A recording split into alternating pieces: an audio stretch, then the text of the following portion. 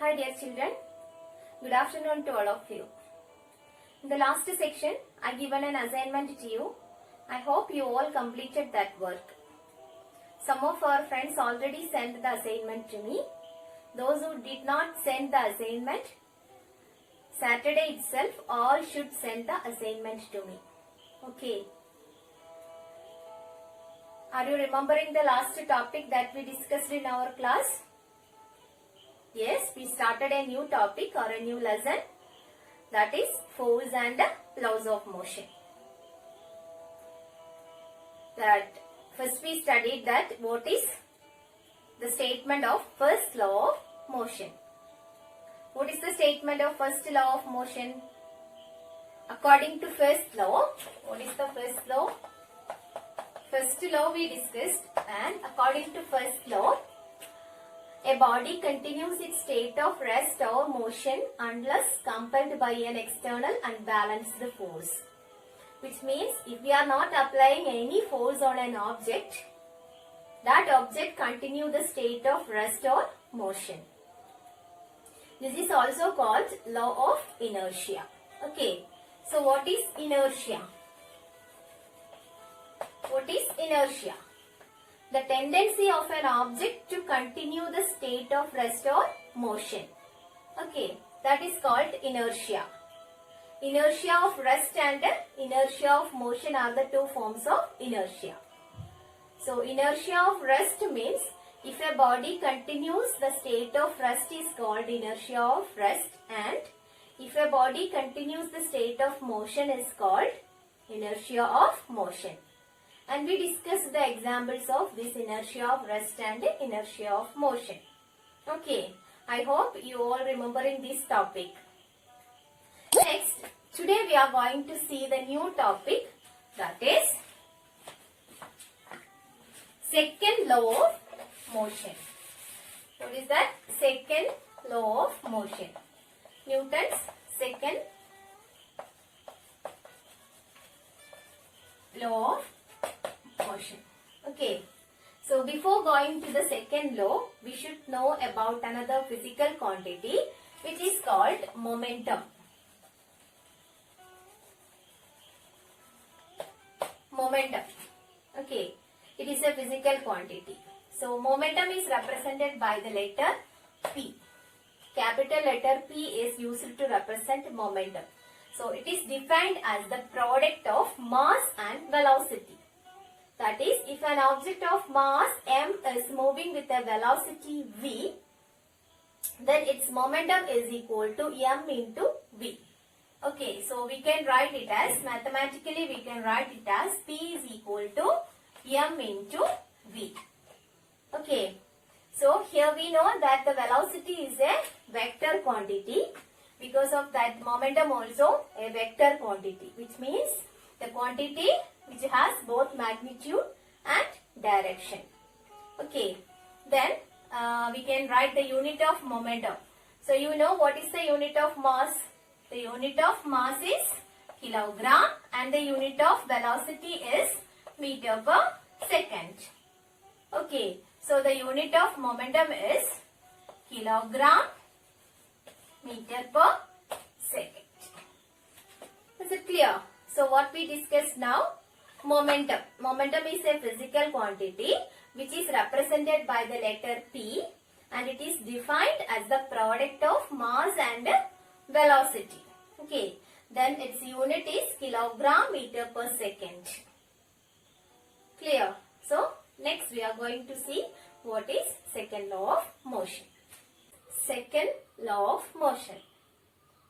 According to second law of motion, the rate of change of momentum is directly proportional to the external unbalanced force. That is, the rate of change of momentum, change in momentum with respect to time, is directly proportional to the applied unbalanced force. Okay, that is the statement of the second law of motion. So let us see what is the mathematical expression for this second law of motion. Okay, so let us consider an object. So let us consider this is an object of mass m is moving with a what velocity? Initial velocity u, and after a time interval t, its final velocity is v. Okay. So, when we apply a force on a body, that object will move with an initial velocity v, u, and final velocity v. Okay. Then, we know that the momentum is represented by the letter P. Okay. So, initial momentum is represented by the letter P1 and final momentum is represented by P2. Okay. So, how can we make an equation for initial momentum? Initial momentum P1 is equal to m into u. That is mass into initial velocity. That is m u. P1 equal to initial momentum, that is equal to mu. P2 is equal to final momentum, that is equal to mv. That is mass into final velocity.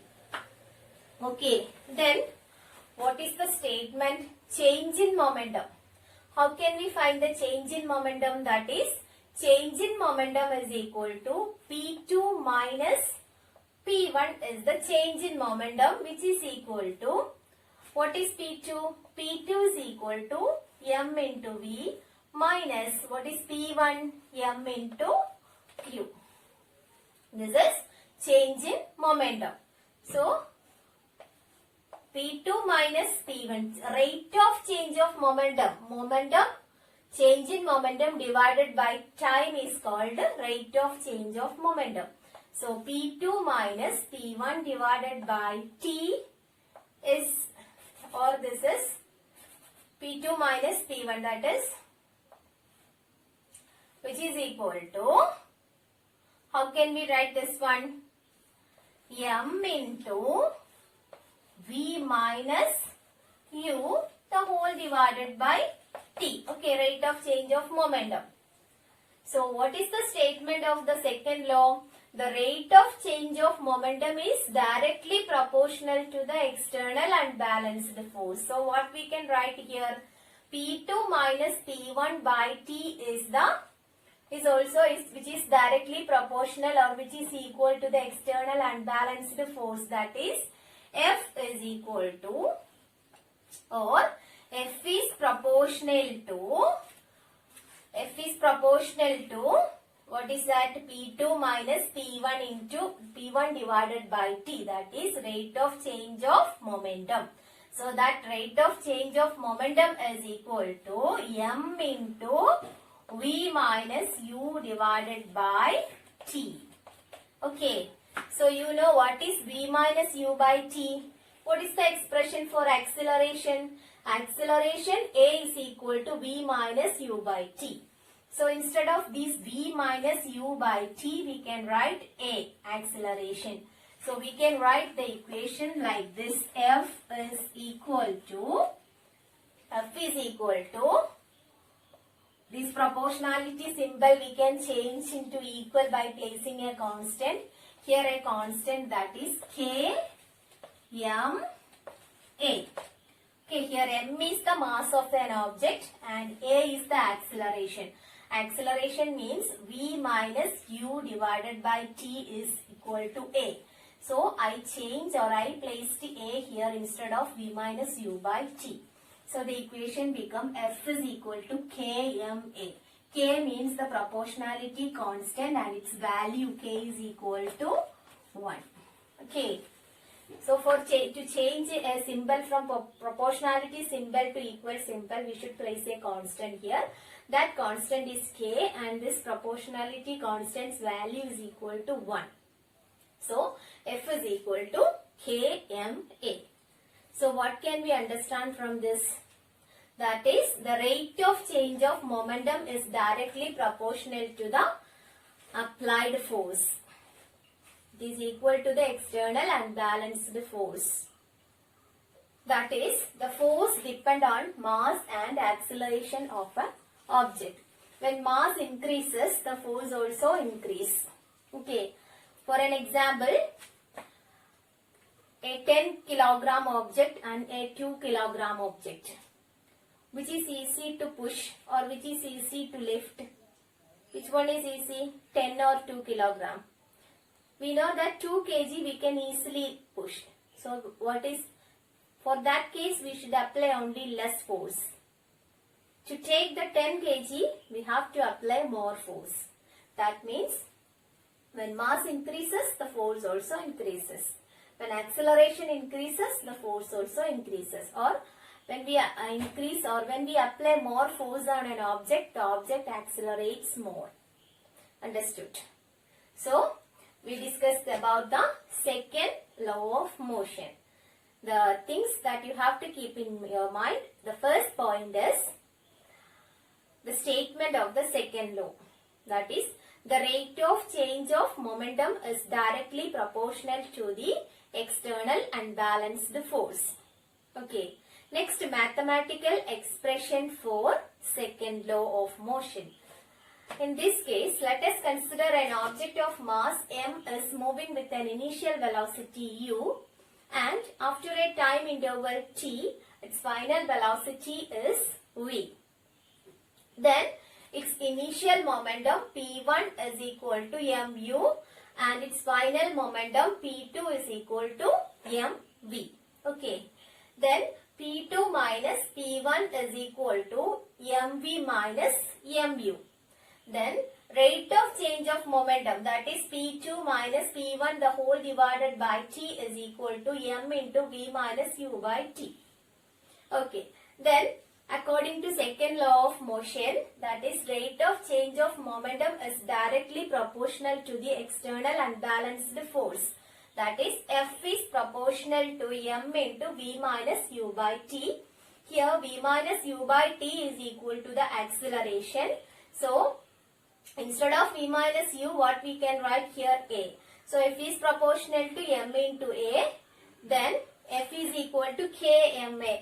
To change this proportionality simple, I place one constant here and this constant's value is equal to 1. So, the force equation or expression for force is equal to m into a. Since k is equal to 1, F is equal to m into a. Okay. Then, how can we find a unit for force? Let us see how to derive the unit for force. Unit for force. We already studied that the expression for force is equal to F is equal to m into a. Here, the unit of mass is equal to kilogram and the SI unit of acceleration is equal to meter per second square. So, the unit of force is equal to kilogram meter per second square. This is called Newton. It is represented by the letter capital N. Okay. Please watch this video to understand more about momentum. Let us consider two objects are falling down from a height of 200 meter. Let the mass of this object is 5 kg and the other one is 50 kg. This both bodies accelerate towards earth with same speed towards earth. If I ask you to catch any one of the body, which object would you like to choose to catch? I ensure you will choose the object of mass 5 kg. Is it because of the mass of 5 kg is less than the mass of 50 kg? No. The answer in physics is no. It is because the momentum of 5 kg is less than 50 kg. In physics, we define momentum as the product of mass and velocity. Momentum is represented by the letter P and P is equal to m into v. Then here v is a vector quantity. Velocity is a vector quantity. So momentum also a vector quantity. Then the direction of momentum is same as the direction of velocity. How can we calculate the SI unit of momentum? We know that momentum P is equal to m into v. The SI unit of mass is equal to kilogram and the SI unit of velocity is meter per second. Then the unit of momentum is equal to kilogram meter per second. The SI unit of momentum is kilogram meter per second. How can we calculate the momentum of an object? Let us consider two cases. Here the case 1. If a man is standing on the road, a bicycle of 50 kilogram with a speed of or velocity of 60 meter hits. What happens? The man injured. Next case, the same man is standing on the road and instead of the bicycle, a truck of mass 2500 kilogram hits on the body with a speed of 60 meter per second. So we know what will happen. The man may die or may get seriously injured. Here both the cases we can consider. First case injured, second case may die or may seriously injured. In both the case we should find the momentum of the body. So let us take the case 1. So how can we calculate the momentum of this body? In case 1 we can find the momentum, that is momentum P is equal to m into v. Here m is equal to 50 kilogram and v is equal to 60 meter per second. Then P is equal to m into v, which is equal to 50 kilogram into 60 meter per second. So momentum is equal to 3000 kilogram meter per second. Next, case 2. Here the mass of the object m is equal to 2500 kilogram and velocity is equal to 60 meter per second. Then momentum P is equal to m into v. So P is equal to 2500 into kilogram into 60 meter per second. So you can note here both the cases the velocity is the same. What is change? Mass is change. P is equal to 1,50,000 kilogram meter per second. So now you got the reason for in second case the man seriously injured or may died. Okay, because the momentum in case 2 is maximum. Next, let us see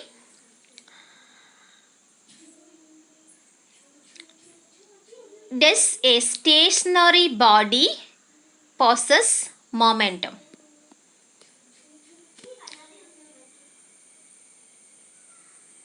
Here let us consider a car of mass m is at rest, which means its velocity is equal to 0 meter per second. Then we know momentum P is equal to m into v, that is P is equal to m into 0 meter per second. So momentum is equal to 0 kilogram meter per second.